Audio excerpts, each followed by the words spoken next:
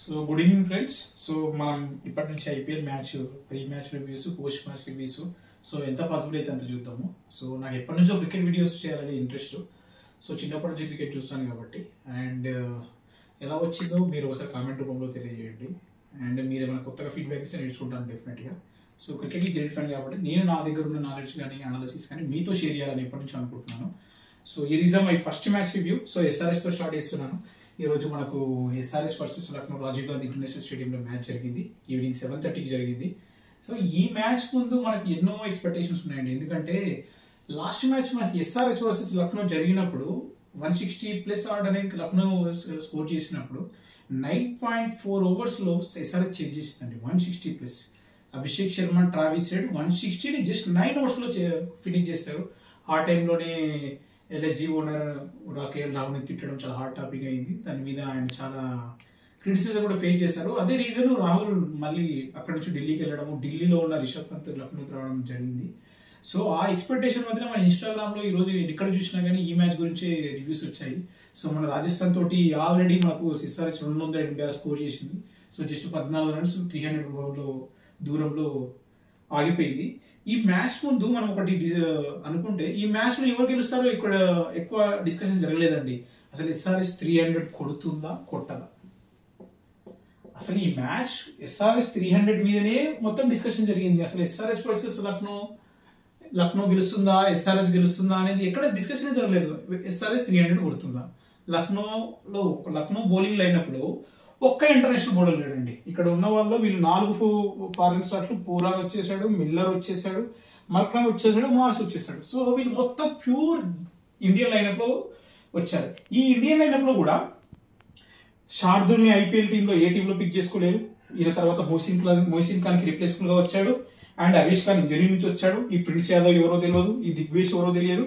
బిష్ణోయ్ కూడా ఈ మధ్య రీసెంట్ గా ఇండియన్ టీంలో ప్లేస్ కొట్టారు. అంటే ఇక్కడ నమ్ముకోదగ్గ ఏ బౌలర్ లేడు. సో ఈ చాలా మంది ఏమంటారంటే, చాలా మంది కాదు నేను అనుకున్నది ఏంటంటే, లాస్ట్ టైం ఆర్సీబీ కూడా బ్యాటింగ్ మీద ఎక్కువ ఫోకస్ పెట్టి బౌలింగ్ నెగ్లెక్ట్ చేసింది.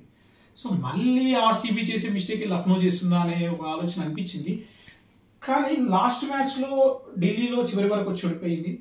సో కానీ ఇక్కడ మాత్రం ఈ 5 ఇక్కడ చాలా ఎగ్జిక్యూట్ చేశారు. ఇక్కడ అన్నిటికన్నా ముందు ఇన్నింగ్ స్టార్ట్ అయిన తర్వాత ఫస్ట్ థర్డ్ ఓవర్ లో అనుకుంటాను వరుసగా 2 బాల్లలో శార్దుల్ ఠాకూర్, అభిషేక్ శర్మ, ఇషాన్ కిషన్ అవుట్ చేశాడండి.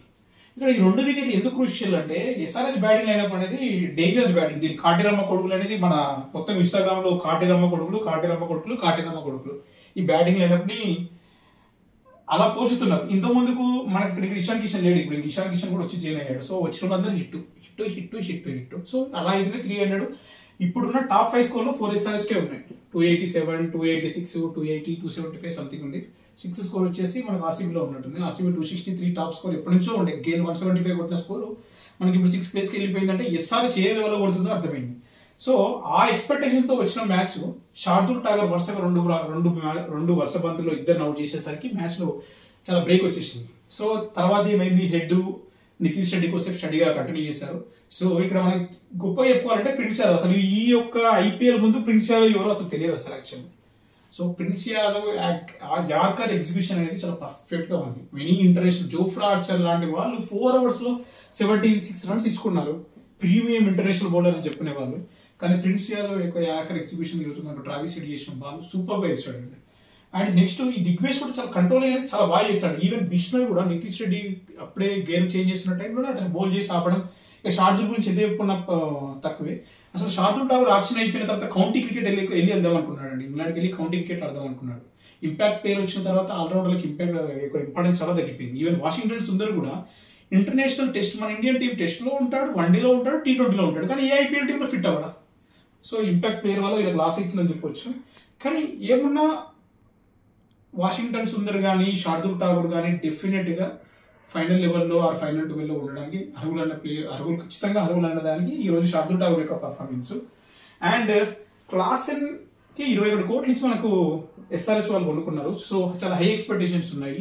సో లాస్ట్ మ్యాచ్ లో పర్వాలేదు అనిపించాడు. ఈ మ్యాచ్ లో కూడా ఒక గేమ్ చేంజ్ చేస్తున్న టైంలోనే ప్రిన్స్ యాదవ్ అండ్ స్టేట్ కొట్టిన బాల్ను రన్అట్ అవ్వడం దురదృష్టకరం. దానివల్ల ఒక 30-40 రన్స్ తక్కువ వచ్చినాయని చెప్పొచ్చు. అండ్ కమిన్స్ ఒక 3 6 కొట్టడం, మనకి ఒక 5 6 కొట్టడం 190 వరకు కొట్టింది. సో మనకి ఏంది 300 అనుకున్న స్కోర్ కాస్త 190 అనేసరికి ఎస్ఆర్హెచ్ ఫ్యాన్స్ డిసప్పాయింట్ అయిపోయారు. అంటే మ్యాచ్ గెలుస్తామని అనుకున్నారు.